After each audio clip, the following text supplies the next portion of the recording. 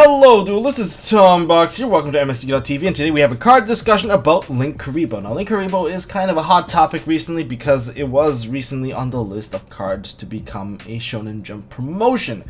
And I know all you guys in Europe out there are like, oh my god, just don't vote for this card, we want this in the region. Now for those of you who don't know, TCG NA and versus EU, there's a slight difference there in terms of card legality. If a card comes out in a manga or in a promotion, like SJ, Shonen Jump, well, all it means is that card is not legal in that region because it's actually publicly not accessible for people in the European region. Until it gets reprinted in a special ed or reprinted in a tin, that card won't be legal, so it doesn't exactly have public access to the people in that region. So that's why a lot of people in Europe are trying to start like a giant brigade going against this card, and also other people don't want to vote on this card just because I guess they want it accessible to them because they don't have the subscription to Shonen Jump.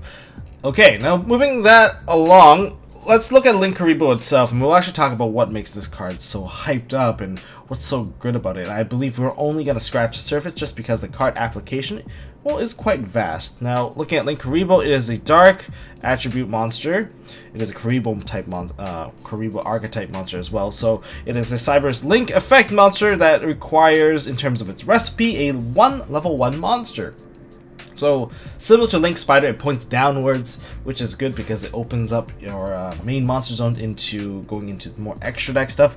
But one thing really interesting about this is the level 1 requirement, and that's actually one of the best features about this card because it makes it very abusable.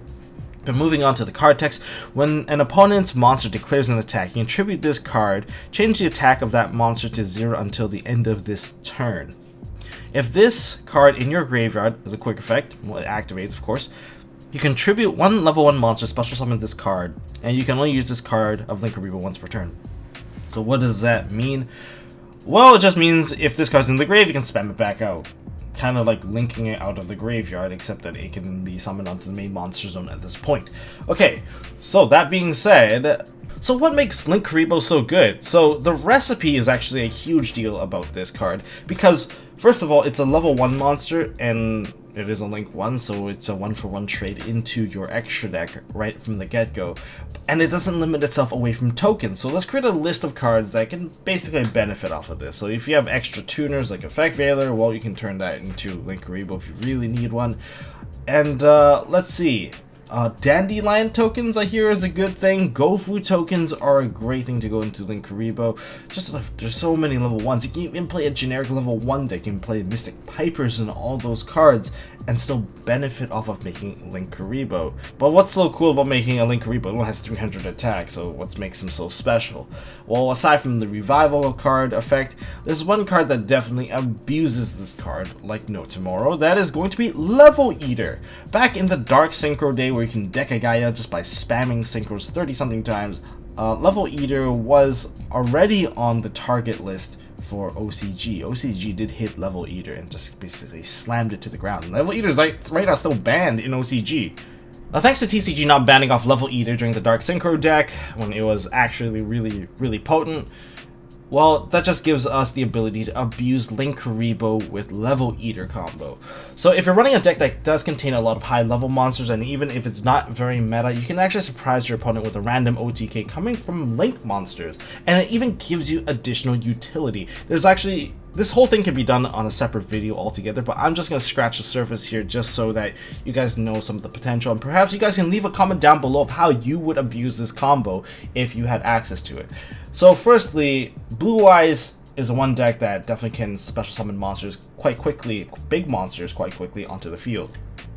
And so if you have an alternative on the field, you only special summon. You can normal summon out your Level Eater. Now other cards that you can use to bring out the Level Eater would be Foolish Burial. You could summon Armageddon Knight. You could use 1-for-1 because it's level 1. So much level 1 support to actually bring this Level Eater, you know, into the forefront.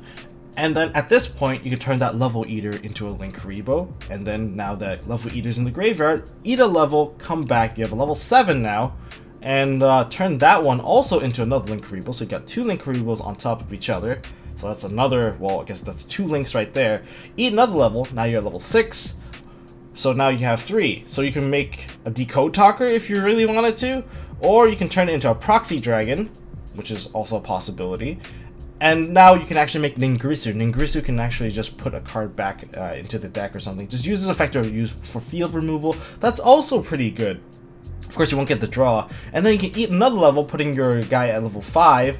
And then now you can make a Firewall Dragon. And since you're lowering the level of your Blue Eyes monster, if you're able to summon another one and spam out the exact same combo all over again, you're able to remove cards off of the field while putting like 3,000 damage or 2,500, and then eventually just killing your opponent without really expending any resources. If you play, say, a Gospel of the Revival or the Return of the Dragon Lords, that card, you have enough damage to OTK your opponent and you barely use any resources. And you've been removing your opponent's field presence at the same time. So that's pretty scary stuff. But if you played like Malefic Cyber End Dragon, which is like a level 10 card, that means you can eat, what, 6 levels off that card. So as long as it has level 5 or higher, you can keep on eating levels, and that gives you, what, 2 Decode Talkers, 2 Gaia Lightning, maybe you get yourself a Proxy Dragon, and or maybe Ib. Ib was 18 plus a Firewall Dragon, plus that other card, which is the Malefic Cyber End. You have 4K, 25, and 18, and I think that's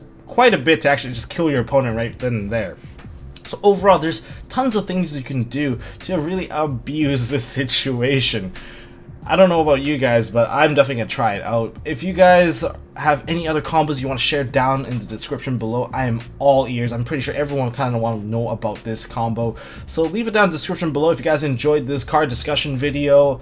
Hit me up with a thumbs up. If you guys want to see more stuff from MST.TV, hit that subscribe button. I'd love you guys for hitting the subscribe button. Of course, there's a giveaway still going on. I'll still post a link for it. It is for one of those fancy mats I talked about. I'm too lazy to edit that in right now. But until next time, don't forget to hold on to your MST.TV, and thank you all Patreons. I really love you guys. Hey guys, thanks for watching. If you like this video, please drop us a like so we know we are doing a good job, and you can also subscribe to MST.TV for more fantastic videos by clicking on the button on the left. Don't forget to check out our partners at Imperium Duelist. They make really high quality mats, including some of my own limited edition release stuff. And if you want to check out one of our past videos, click here on the right. As always, don't forget to hold on to your MST.TV, and I'll see you next time.